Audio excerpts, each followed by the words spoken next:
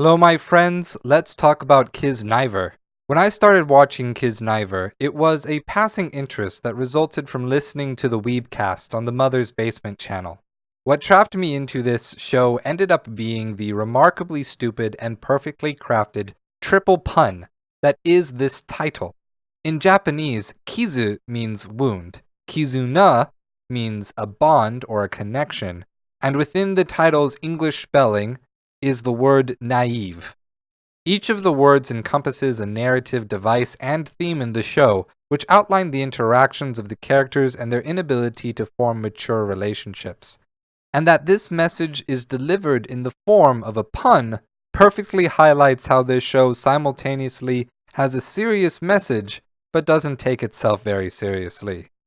But beyond the melodrama of the interpersonal relationships, Kiznaiver is asking a bigger question. The Kizna committee that runs the Kiznaiver experiment, working under the assumption that humans are chaotic and destructive toward each other, asks, can that problem be solved by making people feel each other's pain and emotions? In other words, will people stop causing harm if they are also harmed? It is a question that deals in the implications of a person's subjective experience as individuals versus the nature of the human species as a social collectivist animal, and extrapolates the gap between war and peace to be the result of that failure of groups or individuals to connect to other collectives. Kiznaiver leads us through multiple iterations of the answer to this question as the wound on their arms develop through sharing physical pain to emotional pain, and further into subconscious thoughts and other emotions. The first hint that we get to Kiznaiver's philosophy comes in the form of the show's comedy. After having their perception of pain linked together, the whole cast routinely forgets that hitting each other will cause themselves pain, while slapsticking each other at any given opportunity. Now, these moments are never the friendly jabs you and I may deliver to our frienders, but the comedy comes out of our understanding of how irrational it is. After all, the very first rule baby Socratetris' parents taught him was no hitting. And we would think that the first change for our characters in this situation would be that they don't punch each other anymore. So why would they keep hurting each other when they can feel the same pain? To answer that, we'll have to keep digging. The second clue comes with the second evolution of the Kizuna mark. The extreme teen team here grows from not just sharing initial pain response, but also emotional pain. We are told that this is the first time the experiment has produced those results. Get a bunch of information on how they first experimented on cracked up orangutans and then children, cause gross apes and baby humans are exactly the same, I guess. And to no one's surprise, little Kachan and Sonozaki are part of the first group of kiddos. Also, this new growth will and does lead to being able to read each other's minds when they have emotional desires that aren't verbalized. This causes a new course of action as the characters begin to emotionally harm themselves for each other. The prime example is when Kachan and Sonozaki get all lovey-dovey in full view while Chidori, the childhood friend who also has a crush on Kachan, watched in jealousy and breaks down at this realization that her unrequited love has no chance. But Nico, the eccentric girl, yells out the most mature line in the whole show, quote, "I'm going to get properly hurt," end quote. For my personal life, watching this scene came literally the day after I confessed my romantic feelings to my best friend. I knew I was going to be rejected, but it was more important to speak honestly and let myself be rejected. Otherwise, my desires would inevitably color my thoughts and speech, and ultimately cause me to disrespect her, cause me emotional anxiety, and stunt my ability to seek romance elsewhere. A huge difference between immature and mature romance is handling rejection. The immature responds with emotional breakdowns, resentment, embarrassment, and lost friendships. The mature responds with respecting that person's right to say no, and not letting it mean anything more or anything less.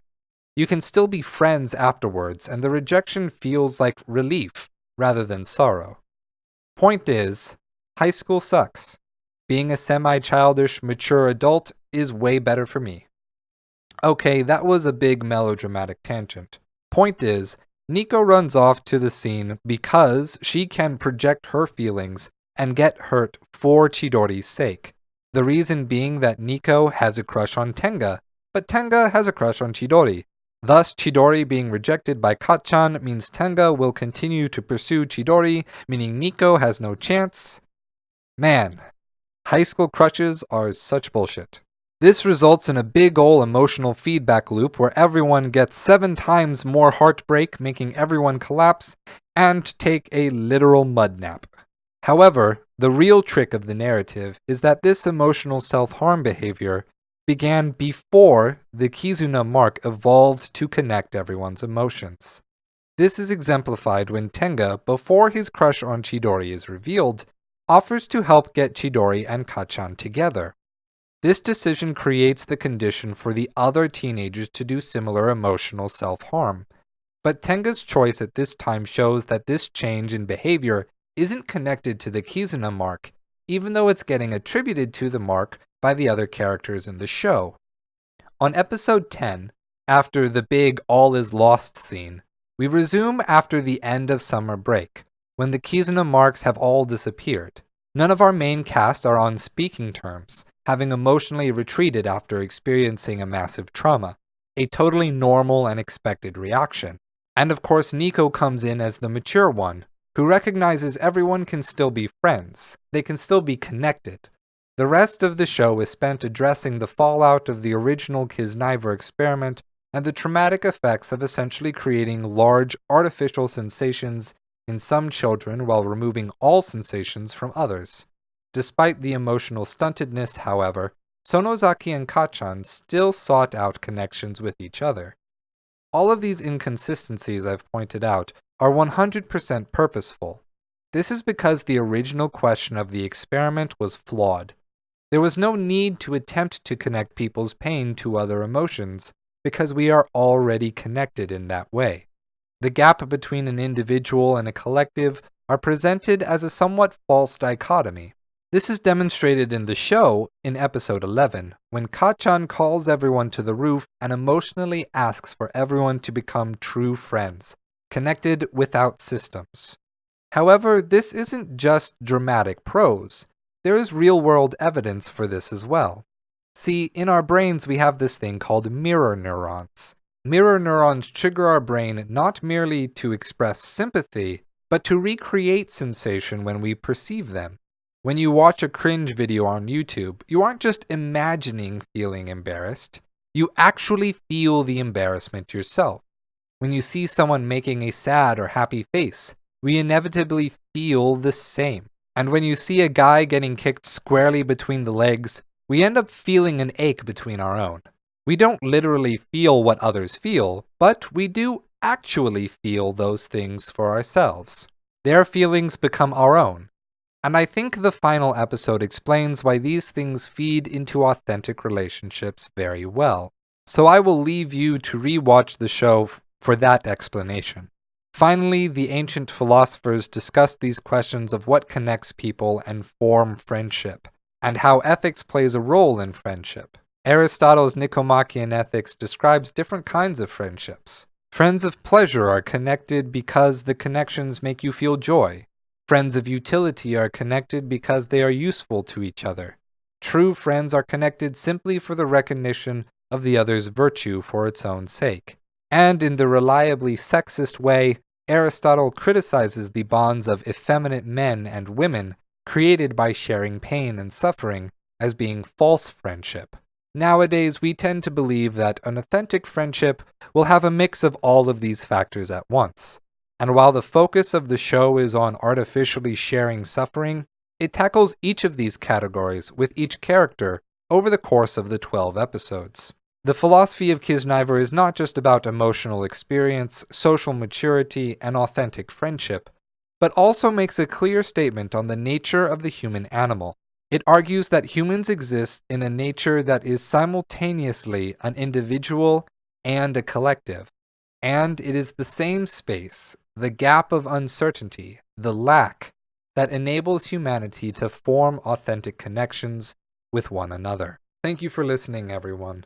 Kiznaiver was a fun find for me that I blew through in a very quick week, and I enjoyed taking my time writing it up and looking at the different nuances that went into the show. At first glance, most people are going to think that this is just a fun comedy teenage melodrama, but it actually does engage in really deep concepts and presents them in a way that are intuitive rather than all specific and talky the way I like to do it. But I'm glad you took the time to come on this little adventure with me. If you did enjoy it, I hope that you'll consider subscribing to the channel, and there are new videos up analyzing video games and anime for their philosophical perspectives every Saturday. That's all I have for you today, and as always, stay true.